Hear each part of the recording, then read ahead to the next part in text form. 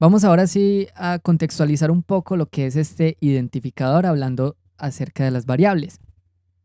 Una variable es una posición o espacio de memoria en el cual se almacena un dato. Su valor puede cambiar en cualquier momento de la ejecución del algoritmo. Precisamente por eso recibe el nombre de variable.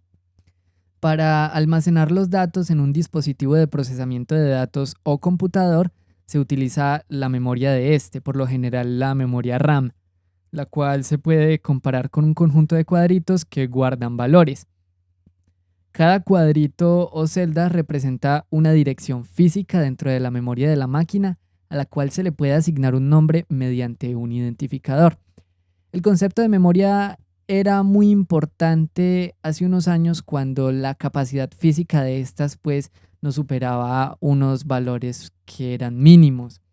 Ahora tenemos pues gracias al avance tecnológico memorias RAM que alcanzan capacidades superiores a unos precios muy accesibles, por lo que anteriormente se cuidaba mucho el espacio que ocupaba cada variable.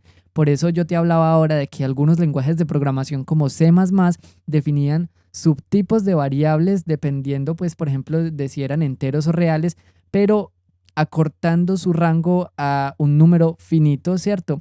O por ejemplo, dejando algunos del valor de cero hasta un valor positivo y excluyendo a todos los negativos. Esto es lo que se llamaba enteros sin signos.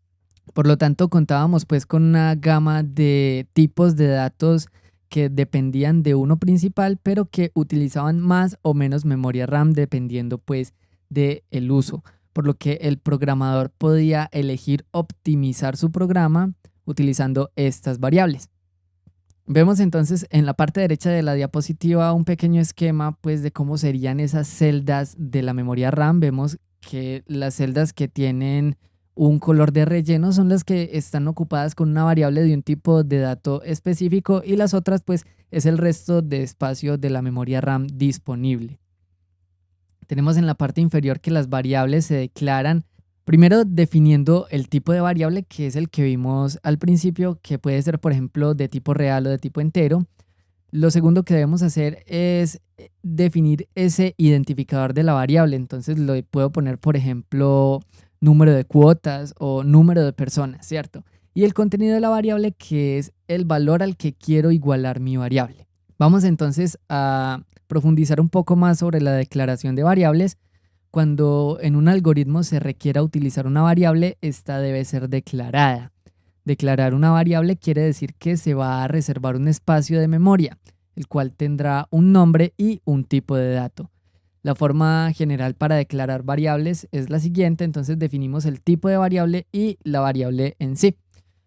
Tenemos varios ejemplos. En la parte de abajo tenemos la primera variable que es del tipo de dato entero y seguidamente el identificador de esa variable. Vemos que la primera letra es en minúscula, que son dos palabras que están unidas. Podemos dejarlas así poniendo la segunda palabra en mayúsculas o podríamos alternativamente poner un guión bajo para separar estas dos palabras como lo vemos en el tercer ejemplo. Entonces, cada uno de estos ejemplos tiene un tipo de variable, un tipo de dato diferente. El segundo tiene un tipo de dato real y su identificador es temperatura. Vemos que la tercera variable tiene un tipo de dato booleano, quiere decir que tiene solo dos estados, tiene el estado verdadero, el estado falso o 1 y 0, ¿cierto? Que este identificador entonces lo llamamos estado interruptor. Aquí entonces estamos viendo cómo podemos definir un identificador con dos palabras utilizando el guión bajo. Y entonces así tenemos el cuarto y el quinto ejemplo que son pues del tipo de dato cadena y del tipo de dato carácter respectivamente. Lo tercero que debemos tener en cuenta cuando estamos creando una variable es el dato que va a albergar esta variable. Esto lo hacemos con un operador de asignación que es el igual. Entonces, como ejemplo, vemos que el número de manzanas que habíamos declarado en nuestra diapositiva anterior, que es del tipo de dato entero, le estamos asignando un número entero. Así pasa con la variable temperatura, que le estamos almacenando un dato del tipo real. Vemos que en el tercer ejemplo, estado interruptor almacena un valor de off o un valor de falso o de cero, porque es un tipo de dato booleano. Y así entonces para el resto de variables. Me gusta el último ejemplo ya que utiliza variables antes declaradas para poder hacer una operación aritmética. Vemos que total manzanas depende de la variable número manzanas y número personas, que supone uno pues que están declaradas anteriormente. Entonces, el resultado de la multiplicación de estas dos variables se va a almacenar en la variable total manzanas.